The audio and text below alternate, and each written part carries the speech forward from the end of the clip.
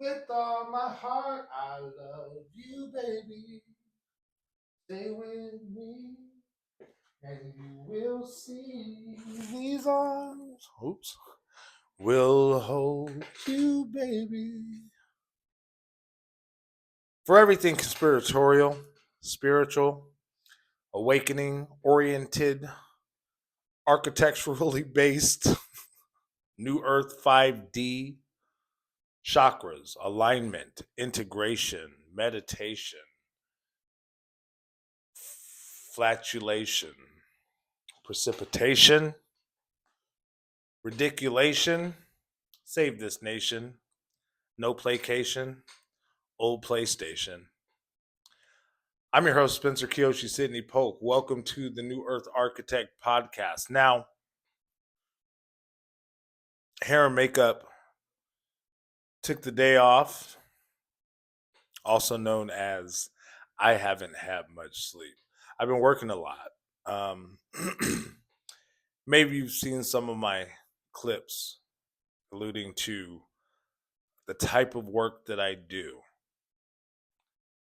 I'm a builder, I'm a creator. Just shook the table. I'm an artist, I'm a lover, not a fighter. I'm a dirty pillow biter. Out of mind, out of cider. Hey, we're out of cider. Apples. So this is what the podcast is about. You're stuck with me.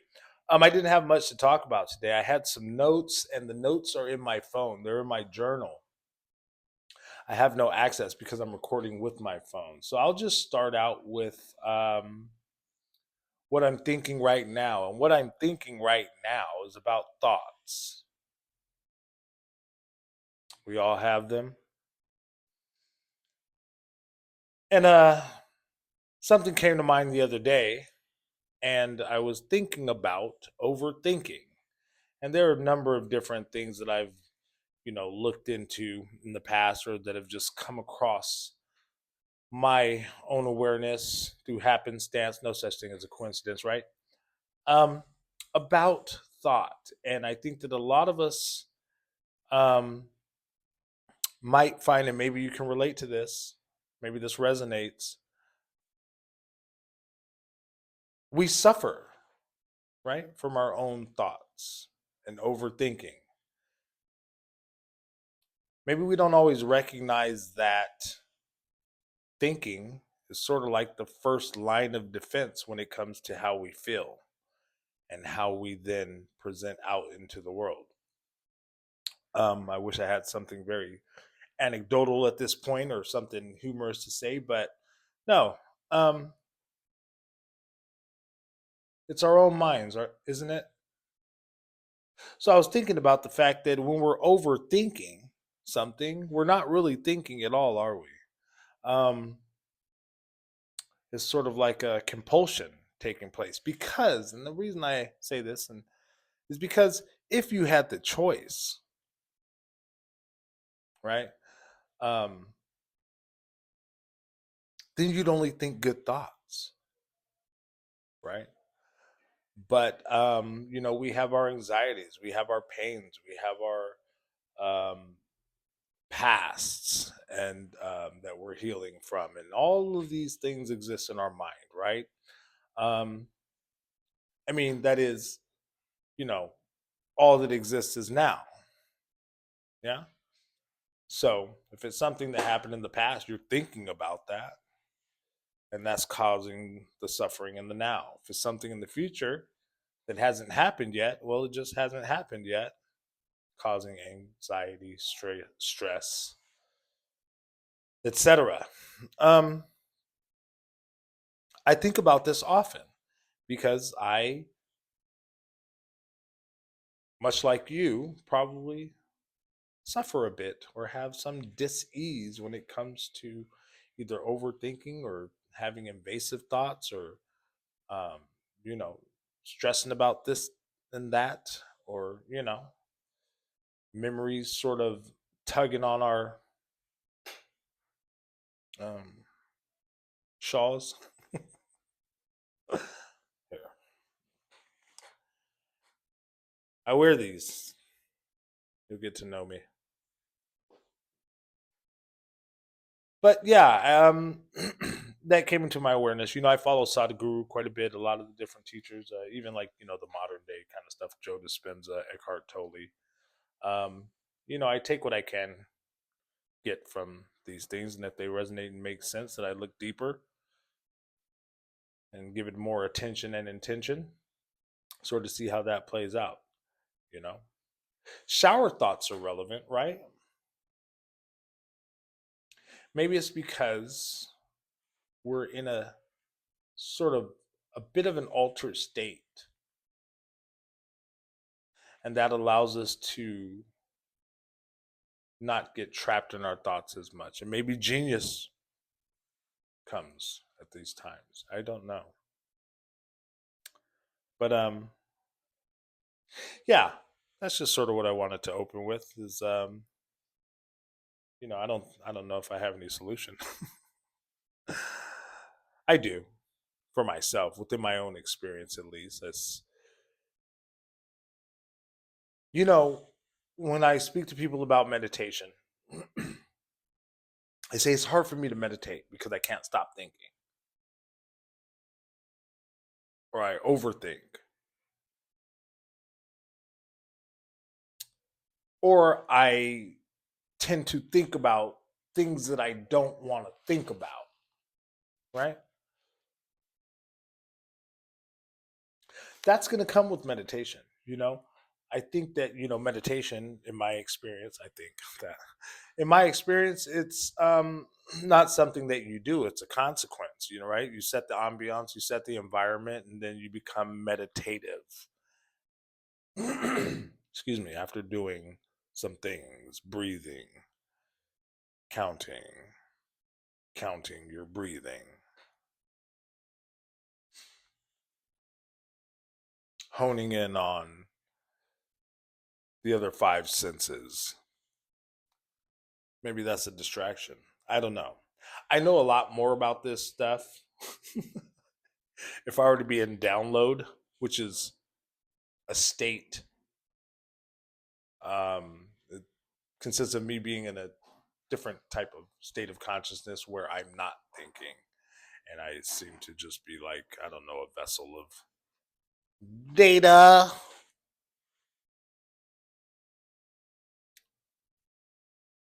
But yeah, I just got distracted. Sorry about that. Motherfucker. Anyway, think whatever you want. Meditation. That's what I was saying. So yeah, it's a consequence. It's something that takes place once you set the ambiance, once you set the environment for it. So I think that what happens is that people have this natural resistance against the overthought about the invasive thought. And so your mind is sort of made up about how it makes you feel. But you have to ask yourself the question, and I think the question is how often do you actually, with intention, become still to sit and engage whatever that process is, right? So when someone says that they're overthinking, that's a compulsion. That's just something that seems to be happening to them, right?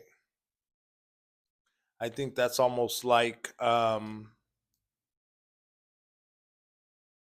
concept of multitasking. What are your thoughts on that? Anyway, overall, I would say if our reality is based out of our perception, then our thought process has a lot to do with how we are within our existence, how we be, how we're being, right?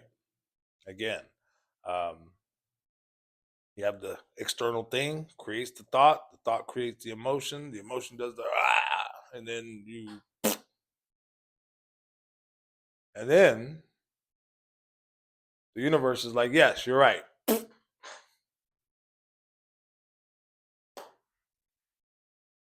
Deal with it. Be accountable.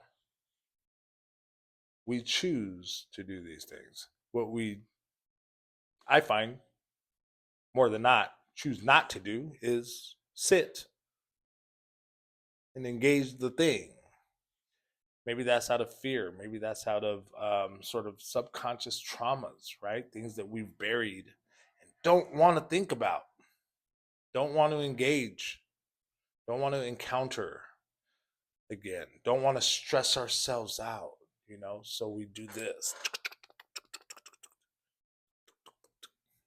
instead. I'm guilty of it. Shit, I'm not judging. I doom scroll. But we got to understand, right? Just like sugar, just like drugs or tobacco or alcohol, right?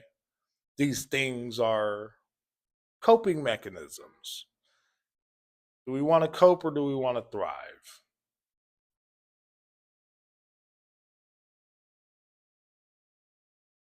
I want to thrive. How about you? Anyway, so yeah, meditation, I think, and even before getting into the concept of meditation, is sit your ass down. Sit down for 5 minutes. Spencer Kiyoshi, Sidney Polk. Sit down. Shit. Take a deep breath. How do you feel? Oh, how do you feel? Not just what are you thinking, and then how is that thinking, you know, creating this reactionary response? And so you're, and so far as you're feeling, right? How do I want to feel? How you want to feel, I think, is a direct correlation to how you want to think. But are we engaging the process of thinking? Are we becoming still enough to do so? Ask yourself, not judging. Hey, and yeah, I'll get into that later. There's a whole bunch. There's a whole bunch of little things that if we put them together can be a profound undertaking in the sense of calibrating ourselves, engaging ourselves, calibrating ourselves, resetting ourselves, accepting ourselves, yeah, acknowledging, honoring that what it is that we are experiencing is valid. But then moving the fuck on, right? Not letting that continue to just live in you to where, you know, then you're just living in it, in the shit, in the suffering, in the dis-ease. We can create and craft whatever we want in this experience. That's what we're here for. 00101110. If you follow that, then you do. If you don't, comment, ask a question, and I'll go a little bit deeper on that. Right now, yeah, I'm a little scatterbrained, right? Because I don't want to think too much when I'm engaging you through this platform. I have a little bit of notes here and there. See? But I don't always stick to the script.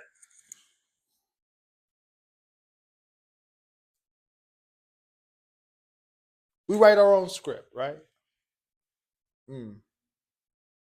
What other cliches can I use? I'm sure there's a pop song from the 90s that talks about that, right? I'm sure there's a myriad I don't know how long I've been talking, but maybe I've been saying nothing.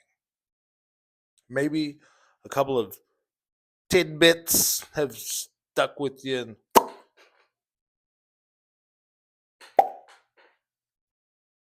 you know, have some kind of meaning and say, you know what? I don't sit the fuck still. I don't sit down.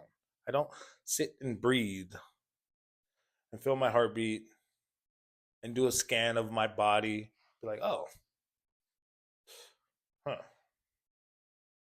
where'd that come from? Oops. Yeah, and we use a lot of words for this, right? Mindfulness and intention and right. Yeah, these are all words that describe, you know, this doing or being. But at its root, it is the being, right? It is just sitting. Well, sitting. It's just being. We have to sit. You can stand if you want while you be.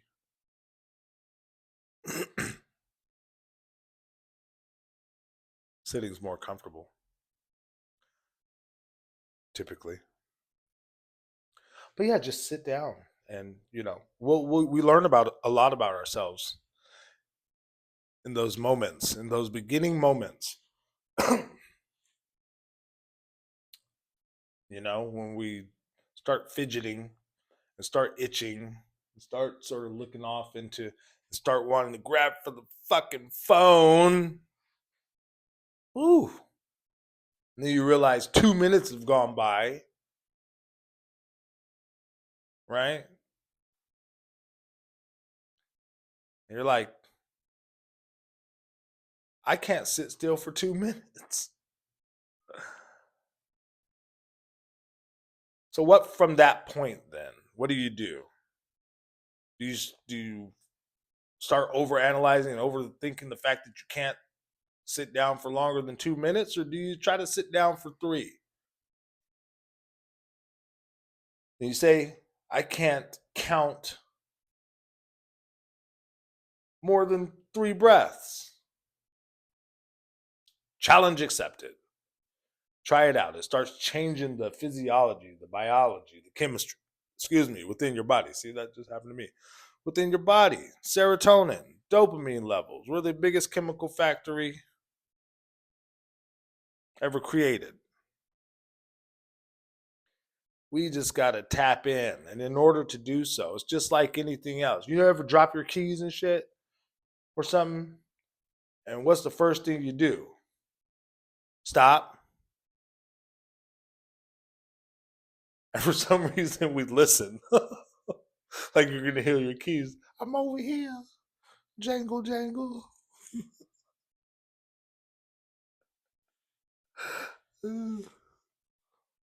Crack myself up.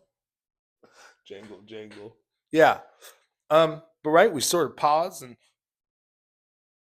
we're looking for something, right? So we need silence. We need stillness. So if you're looking for something, if you're looking for the key, right, to healing, maybe to less stress, to a little bit more peace, to a bit more joy, for a bit more resolve or discipline, whatever it is that you're seeking, right? Whatever that key is, you know,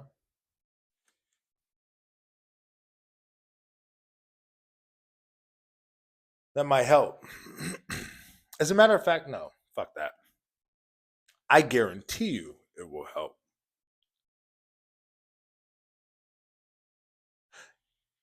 Yeah, I guarantee it. You can quote me on that shit. But yeah, when I first started meditating, well, I started when I was really, really young, actually. I started when I was a child, you know.